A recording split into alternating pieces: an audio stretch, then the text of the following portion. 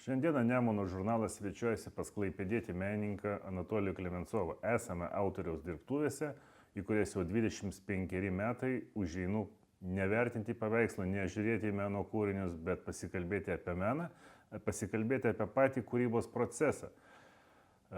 Kalbu taip neatsitiktinai, nes Anatolijus Klemencovas tikrai daugiabriaunė asmenybė, menininkas, kūrintis tiek instaliacijos srityje, tiek kūrintis objektus, grafiką, scenografiją ir ekspozicijas muziejams. Tad apie viską po truputį norėjau paklausti Anatolijų. Visgi, menas, kuris yra toks įvairus, kas jis tau yra? Darbas, poilsis, įkvėpimo šaltinis, kas svarbiau, procesas ar pats meno kūrinys? Man atrodo, kad tai susiję vienas su kitu, taip ar ne. Tai ir procesas, ir galutinis rezultatas, kuris tave tenkina arba netenkina. Ir tame yra kažkoks tai, racionalus grūdas. Bet kiek mes su tavim bekalbėdavom, aš to jau nekartą esu minėjęs, kad tavo kūrybą aš matau kaip meno istorijos didelė debesį sankaupą, į kurią telpa ir tavo kūrinių archyvas. Ir tu bandai tą visą sankaupą nuleisti, įgyvendinti, įkurdinti kažkokiame formate. Ir kaip jau minėjau, jisai gali būti labai įvairus. Nuo jūros šventės instaliacijos, tokios proginės, tačiau jinai turi, tai jau yra kitas žanras, yra kitos potekstės, iki kamerinių kūrinių, iki pačių mažiausių miniatiūrų. Kaip tau pavyksta suvaldyti savo intencijas, norus, ambicijas ir elementarų tokie atskaitos tašką kaip technikos galimybės, techninės galimybės, priemonių galimybės, visa tai yra riba, o tu savo idėjomis nori peržengti visas ribas. Neatsitiktinai aš tavo kūriniuose matau, kaip jau sakiau, visą pasaulio istoriją. Yra šiek tiek kinetinio meno, yra šiek tiek abstrakčiojo meno, yra šiek tiek kaligrafijos rytų, netgi tų autorių, kurių vardų pavardžių neišlikę iki mūsų laikų. Kai kurie žmonės sako, kad Klemencovai, tu pernelyg kažkoks tai radikalus ir gal neverta, gal reikia kažkaip tai apsiriboti tam tikroje srityje, pavyzdžiui, grafiką arba tapybą ir vystyti. Man kažkodėl atrodo, kad vis dėlto sąlyginis brandas kaip toks, jisai ar įvaizdis, jisai neturi būti kažkoks tai pastovus pas menininką, taip ar ne. Gyvenimas keičiasi, temos įvairios, reakcija taip pat dalininko ir į tam tikrus įvykius taip pat kitokia. Ir gal, aš nežinau, ar tai tiesa ar netiesa, bet man įdomu kažkur tai, bandyti save rasti įvairiuose srityse.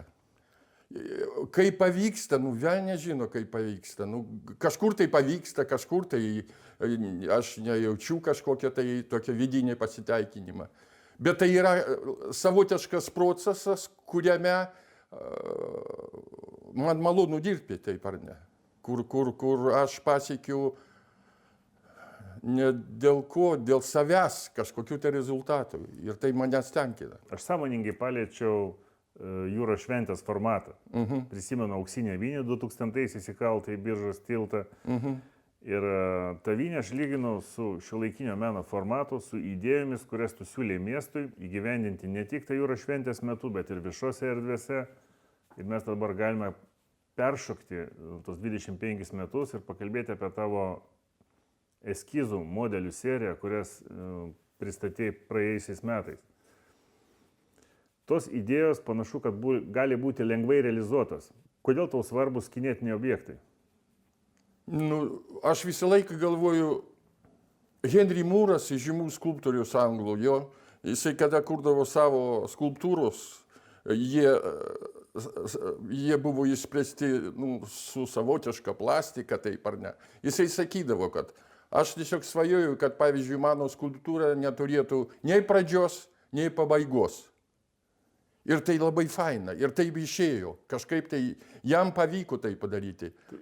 Tai mes kalbame apie tavo natūralų šuolį nuo grafikos 2D plokštumos iki turinio objekto, Visiškai teisingai. kuris taip pat gali būti skirtas, kaip tu pats sakei, ne tik žiūrovam, bet ir perintiems paukščiams, vėjui, kuris Taip. prašė. Ir vabaliukams, ir visokiausiams gyvūnėliams, aš sakyčiau, tai būtų pakankamai gražus ir įprasmintas daiktas, taip ar ne. Todėl, kad kinetinė skulptūra tai yra labai plati savoka. Ir kada kažkur tai 30 metų atgal aš buvau Danijoje ir pažiūrėjau Kaldarį, kur statė Marių pakrantėse tenai, tai aš buvau sužavėtas jo.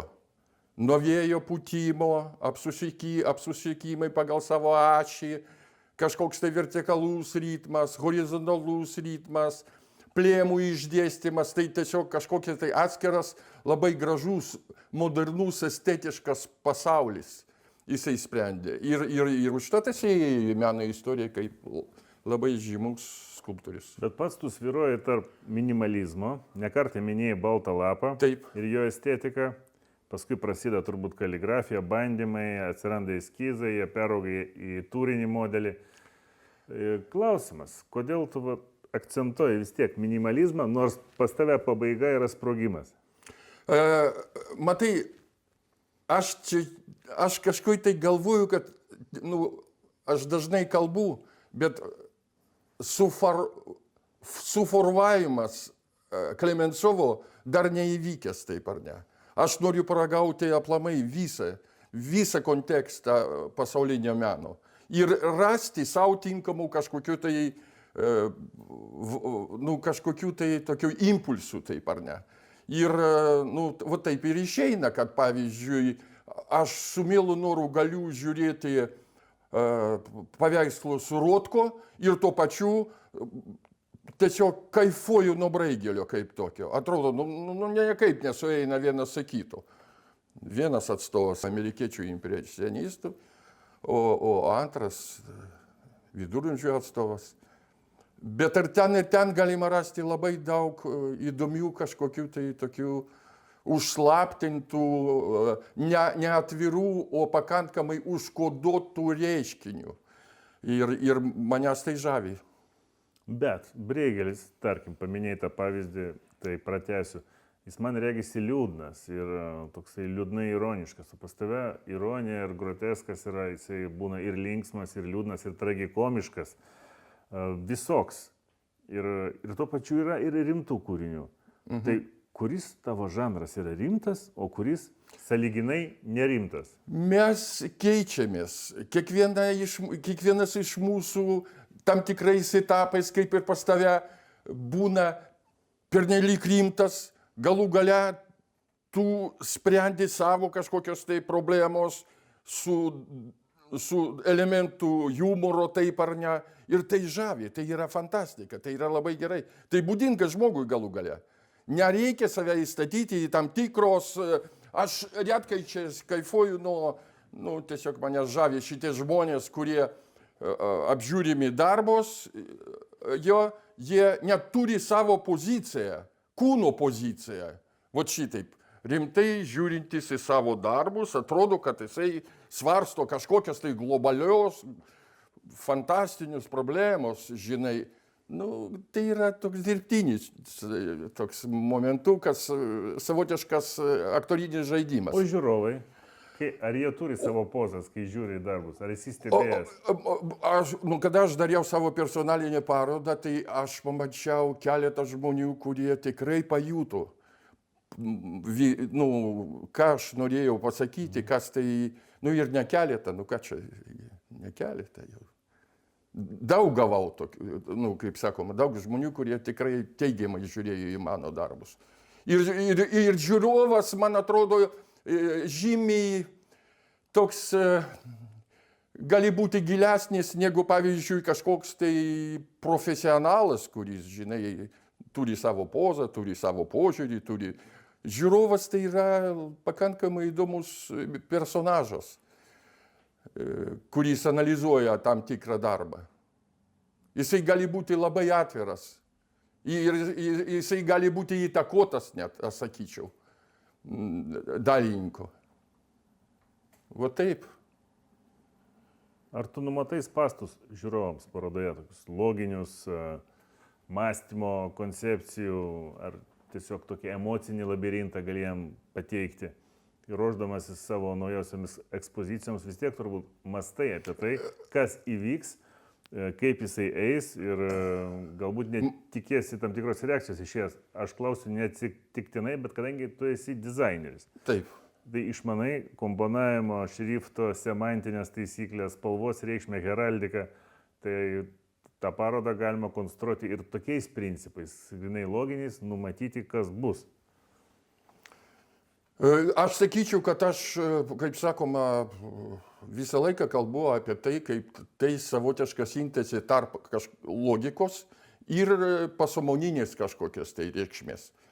Ir jeigu tu rasi šitą savotišką tandemą tarp vieno ir kito, tai šitas atvejis gali pagimdyti labai įdomus sprendimus, taip ar ne. O žinių aš turiu, pas mane didelė patirtis, taip ar ne. Bet, kaip sakoma, logika ant logikos tai nieko nereiškia. Čia turėtų būti kažkas tai kitas daiktas, užslėptas.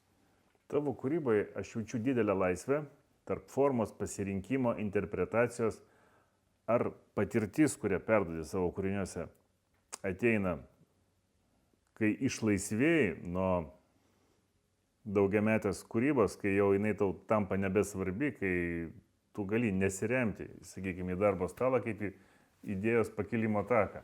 Ar visgi patirtis reikalinga, kad įgytum laisvę? Man atrodo, kad patirtis reikalinga, kad įgytum laisvę, taip. Kitaip be patirties mes galim prikurti tokių labai paviršutiniškų darbų, kurie tikrai nejaudins žmogų. Ir tai labai svarbu. Patirtis turi būti. Bet tai nereiškia, nebent gyvenimo patirtis, kuri priduoda savotišką impulsą, taip ar ne. Gyvenimo patirtis. O gal ir meno patirtis. Vėl nežinau. Instrumentarijaus viso. Kada, ką panaudoti. Jo. Kada, kaip panaudoti, kaip sužaisti tai, kad tai būtų pakankamai įdomiai ir teisingai. Va tame reikalas. Jeigu tai sueina vienas su kitu, tai dėl Dievo meilės. Tu laisvas, tu gali spręsti, tu gali, kaip sakoma, bet kokią temą išreikšti. Bet kada tu turi visą šitą rinkinį galimybių, tai tada tu tampi labai laisvų. Ne šiaip laisvumas dėl laisvumo, o kažkas tai tokio. Ir vis dėlto vėl grįžtant prie jūros šventės. Ką tau davė jūros šventės formatas, kurį pats ir sumodeliavai?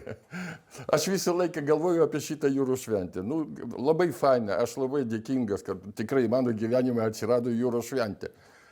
Ir buvo padaryta kažkas, tai noras padaryti Klaipėdą, tikrai tokių šiuolaikinių, europietiško miesto, matant šunys, kad tai yra tik tai 3 dienos, bet kokios dienos, kaip reaguoja žmonės, krūva žmonių, tai nepalyginti ne su ko, ne su bet kokiais vernisažais. O čia mieste atsiranda kažkokie tai keisti objektai, instaliacijos, sankryžose, ant namų stogų, netikėtose vietose. Ir aš iki šiol svajoju apie tai, kad stogai dar mano kūryboje neišspręsti, o yra labai gražių idėjų, tokių pakankamai keistų, kad ant stogo gali būti.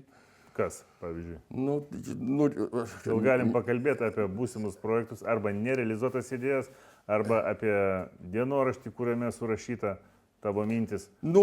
Aš nežinau, bet aš taip kažkur tai galvoju, kad pavyzdžiui ant stogų galėtų rasti labai daug kažkokių tai išraiškingų elementų, kurie padarytų šitą miestą labai įdomi ir patraukli kaip tokia.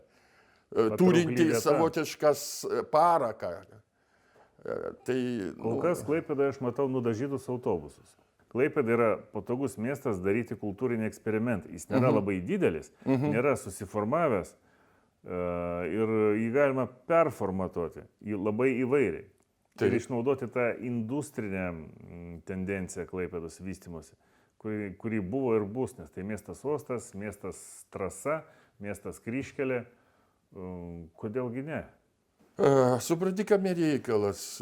Aš bijau, kad šita tendencija, šita pradžia, kur buvo padaryta kartu su režisieriumi Vizgirda, su Mažonu, su teatralizacija, su aktoriais įvedimą, pavyškiai slopinama ir žiūrima kaip savotiškas laiko anachronizmas. O tai yra labai blogai. Ta prasme, kaip į kokią tai atrakciją, kažkokia tai per brangiai kainavo galbūt. Galbūt per brangiai kainavo, gal tai neaktualu, gal žymiai aktualesnis momentas, kada ant platformos Koncertas. mašinos kažkoks tai bumčikas, koncertas, laimingi žmonės, darbuotojai, krantinės darbuotojai, tenai vakarų laivų remonto darbuotojai, jie tiksliai, jie kaifuoja nuo tai. Aš nieko prieš šito neturiu. Bet velnias griebtų, jeigu mes kalbam apie kažkokią tai savotišką miesto įvaizdį, tai čia labai mažai. Būtent, mes visada dirbtuvėse mes su tavimi kalbame apie stilių, Taip, kas jį formuoja, apie tendencijas, kurios keičiasi ir kad nereikia laikytis jų įsikibus apie tai, kaip mes keičiamės. Taip. Ir keičiasi mūsų emocijos, galų galia požiūris, galų galia netgi įgytas kultūrinis išprusimas, žiūrovo vienaip ar kitaip įgytos žinios, patirtis. Jos taip pat galbūt praranda aktualumą, galbūt visos tos bazės jau nebereikia. kas ten žino. Gal reikia dabar kaip tik, tai, kad tu taip pat esi valdęs ir mokai, reikia efekto, sukrėtimo, išerzinimo, dirgiklio emocinio. Taip, aš skaitau, kad iki šiol aš skaitau, kad tai turi būti taip ar ne. Bet tai ne dirgiklis dėl dirgiklio, bet tai turi būti įprasminti darbai taip ar ne. Jie turi turėti kažkokį tai vidinį parako. Kitaip, ką čia, mes galim ten pridaryti visokiausių dirgiklių, kas iš to? Kas iš to? Pridarysime šitų dirgiklių. Bet pagrindas tai kitoks. Pavadinkime dirgiklį intriga. Intriga gal... Tu atnaujini ekspozicijas dviejose muziejuose. Jo.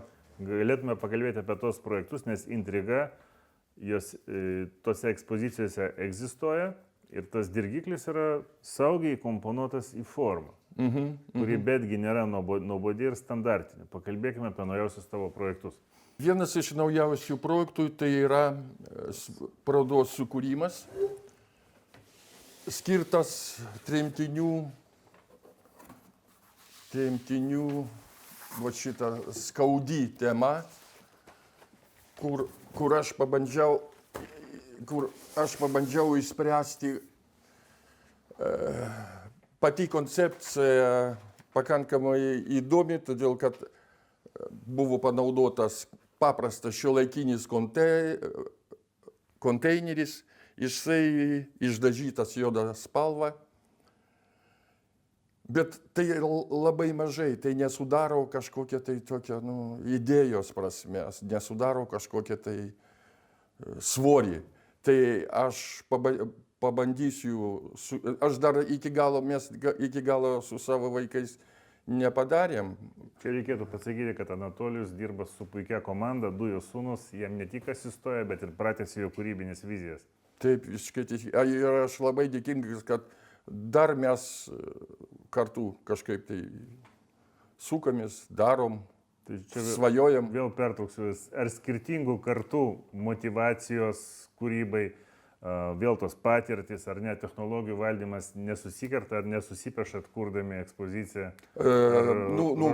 Pas mus neeina taip sklandžiai ir saldžiai, ne, pakankamai yra ir disputų, ir iki tokių kraštutinumo, žinai, ir, kaip kitaip, bet mes, kaip sakoma, vienas kitą suprantom ir mes bandom įspręsti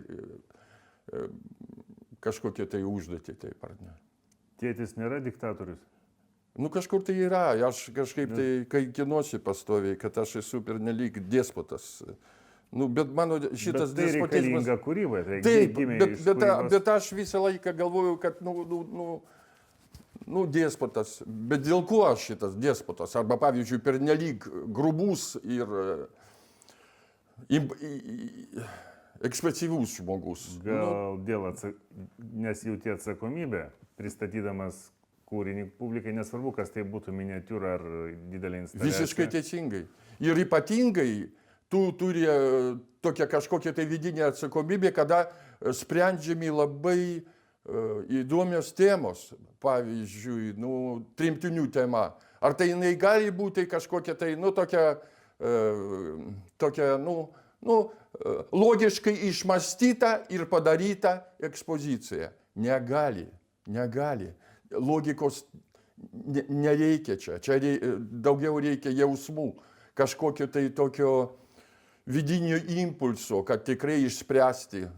Todėl kad visas šitas periodas buvo labai siaubingas ir labai skaudus žmonėms. Ir kaip minėjai, kuriant šią ekspoziciją, tau pavyko atrasti įdomių dalykų, turiu omeny garso takelį. Norėjau įsirasti kažkokią tai, tokį savitą muzikinį foną. Ir visiškai netikėtai radau atlikėją Agnę Sobulytę. Ant tiek tai buvo paprasta, nuo širdies, kad aš galvoju, va čia šitą melodiją tikrai tiktų mano šitai ekspozicijai. Reikia tik tai susirišti su ją, apšnekėti, pasakyti, kad ar galim mes panaudoti šitoje ekspozicijoje jūsų atliktą melodiją. Bet man atrodo, būtent taip reikia spręsti šitus reikalus.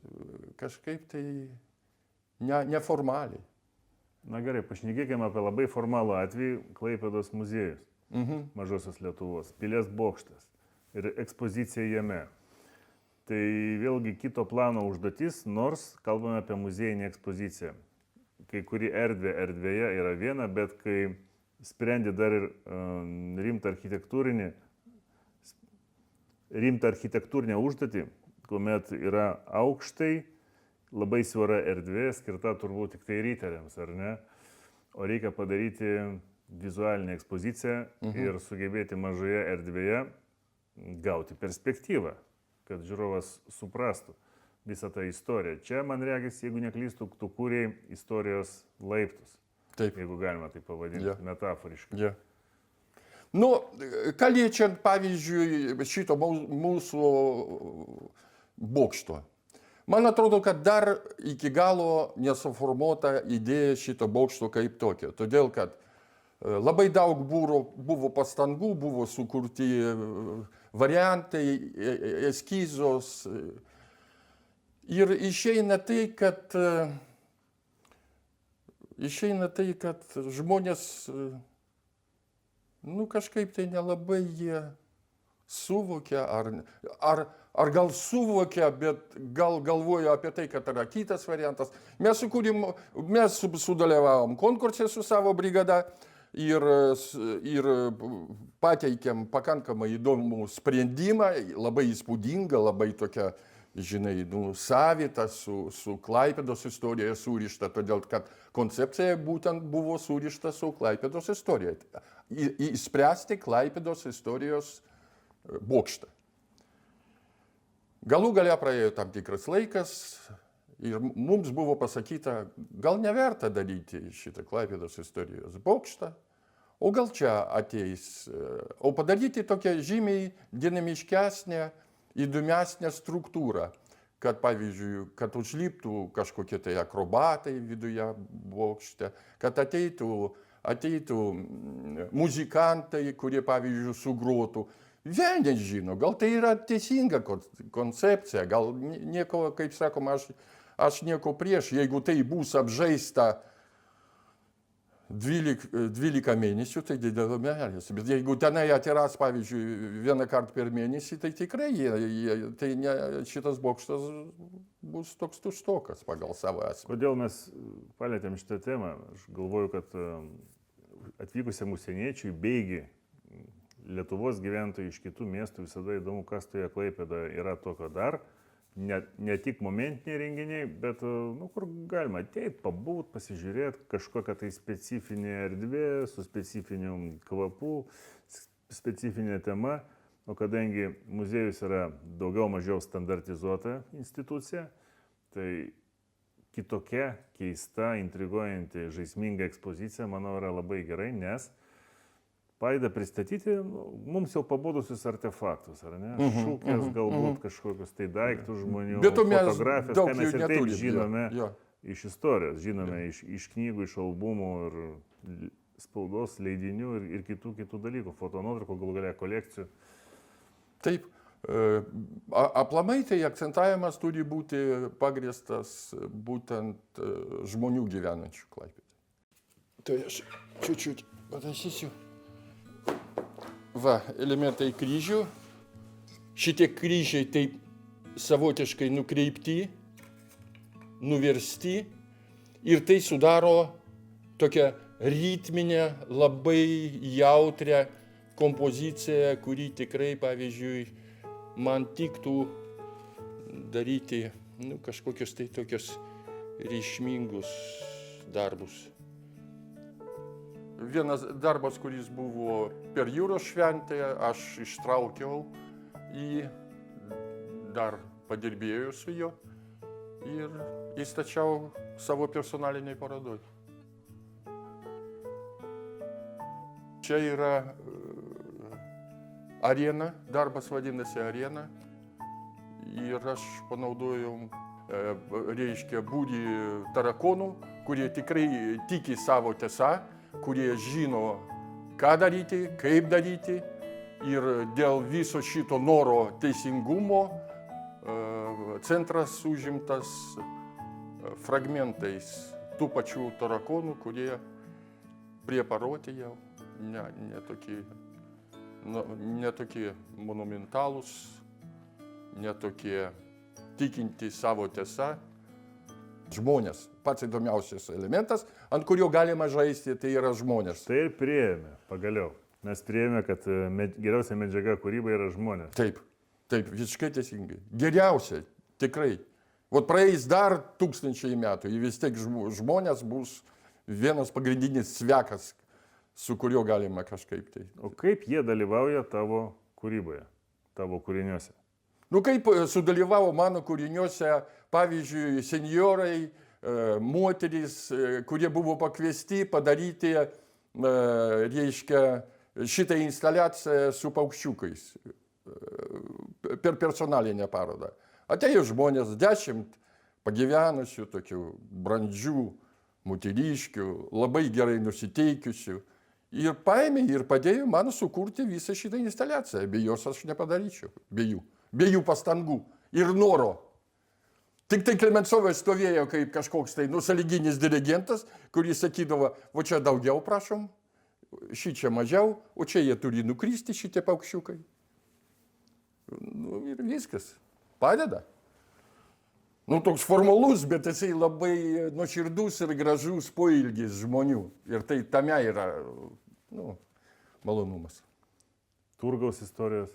Turgaus atskira istorija. tema. Tai atskira tema, Turgaus istorijos. Pamatyti žmonės, susitikimai, kaip jie atkeliauja į tavo kūrinius, kaip jie eina tos istorijos. Žinai, aš, kaip nekeista, aš visą laiką ateinu į naują turgų ir aš kaifuoju nuo šitų žmonių, kurie dirba, kurie manęs jau pavyzdžiui, bulvę man parduoda žymiai pigiau. Ir šitą moteriškę, kurie parduoda bulvę, sako, kaip pas jūs, kaip kūryba. Aš sakau, viskas normaliai, kas naujo pas jūs, mes bendraujam. Ir tai išeina toks labai fainas bendradarbiavimas šitų žmonių.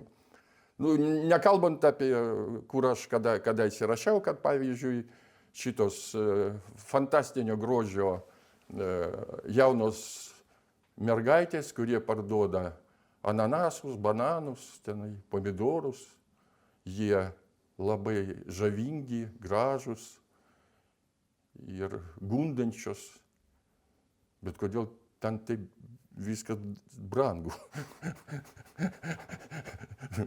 bet matant šūdis, kad brangu, nebrangu, bet pats šitas įvaizdis prekybos kaip tokios, kaip jie moka suvaldyti tave, pirkėją. Nu, ne senas krienas ateina, žinai, ir sako, tau ten, pavyzdžiui, bando jį vilioti ar dar kažkas. Nu, ne tas jau laikotarpis, mano. Bet aplamai jie moka įpiršti tau produktą ir labai gražiai, labai kultūringai, estetiškai. O dabar paskutiniu metu aš dirbu prie, sąlyginis pavadinimas dar nežinau, bet sąlyginis pavadinimas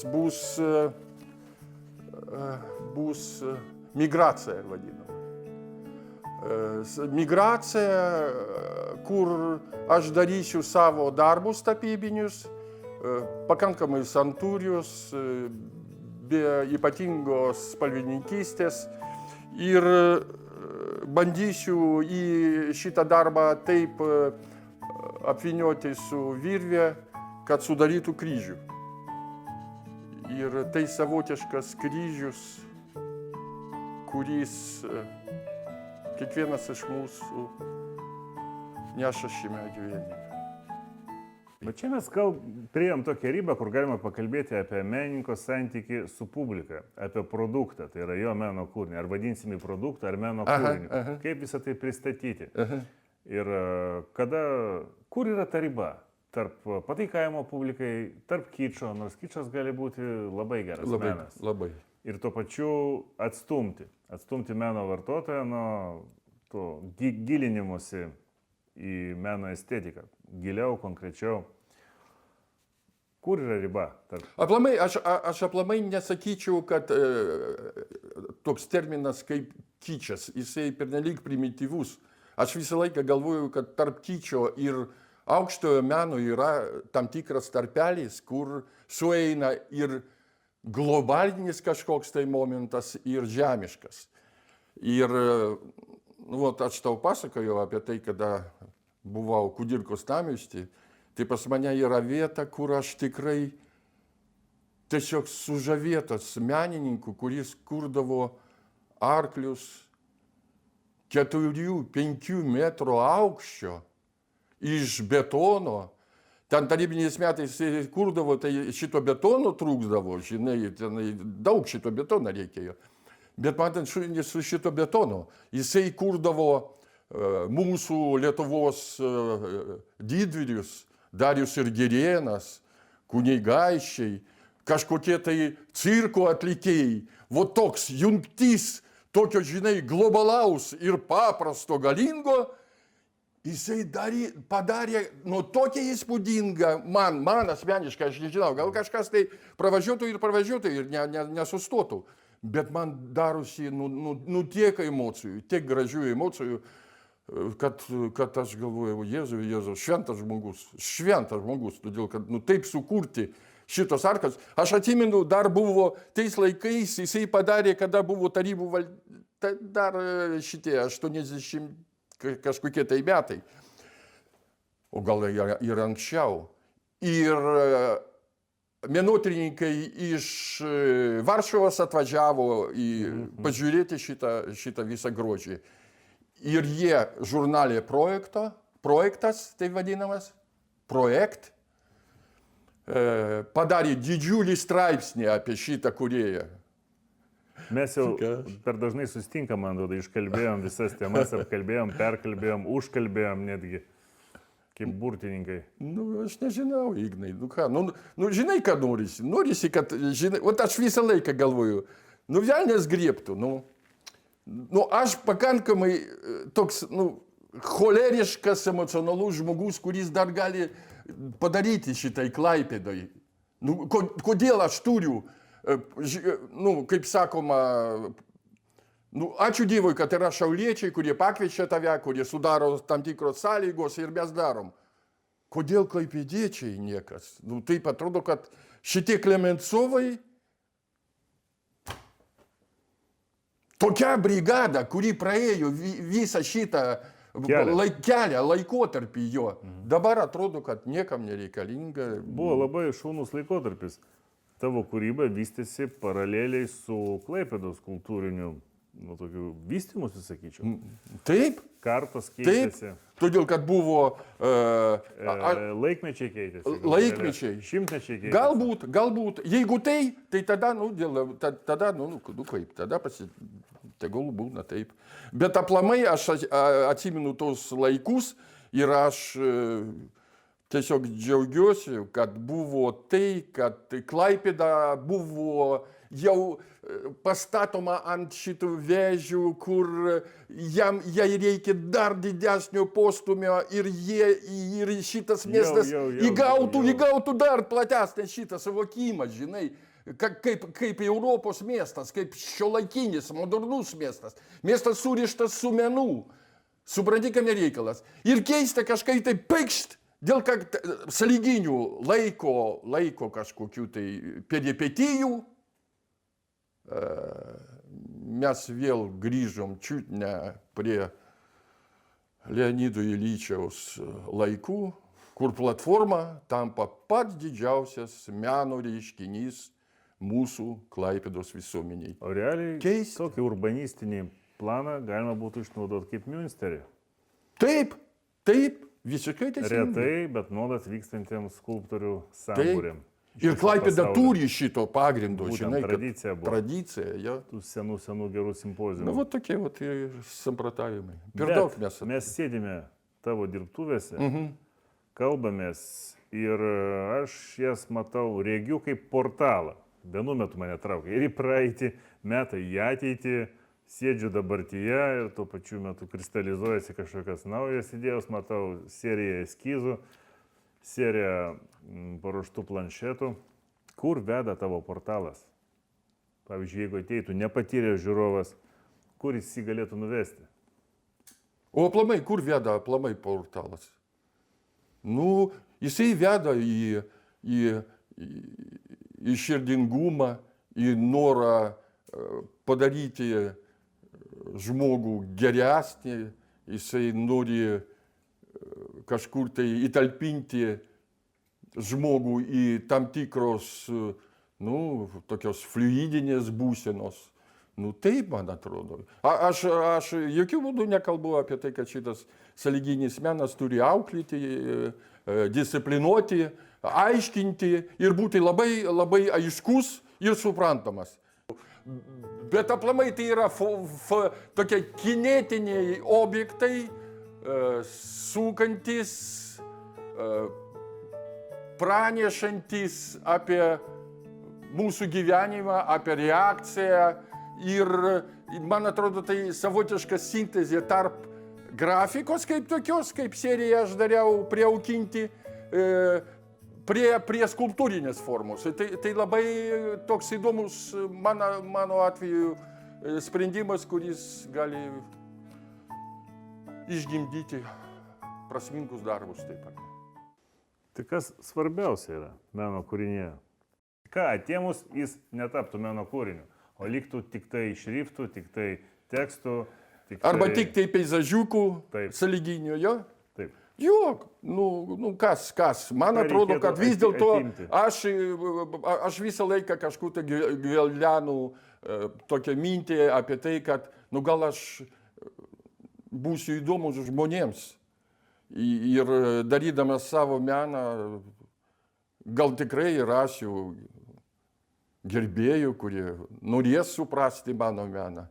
O aplamai menas tai yra tokia savoka, apie kurį labai pavojinga kalbėti. Jeigu jisai paveikia tave, tai per daug aiškinti gal ir neverta. Gal galima čiut užsiimti edukaciją, pradėti ten, bet tai ne mano reikalas, tai reikalas menotyrininkų. Bet tai patsgi savo kūriniuose paprieštarausiu, pats savo kūriniuose žaidėjai ne kartą ir su tautologija, ir su sofistika, su tom savokom, kurios yra nuvalkėtos, atsibodusios, perdirbinėjai jas, įpakodavai naujai ir vėl pateikdavai publikai. Bet tai yra amžinos vertybės, taip ar ne? Tai žiūrėk, kitaip. Mes visi grįžtam į praeitį. Meilė, gėris, grožis. Taip, tai mirtis, reiškia, išdavystė. Tai tokia savoka, kuri tikrai Evangelija arba Biblija tai yra klodas, savotiškas klodas, kuris dar iki galo neišanalizuotas, neišspręstas, neišrutuliotas, kaip sakoma.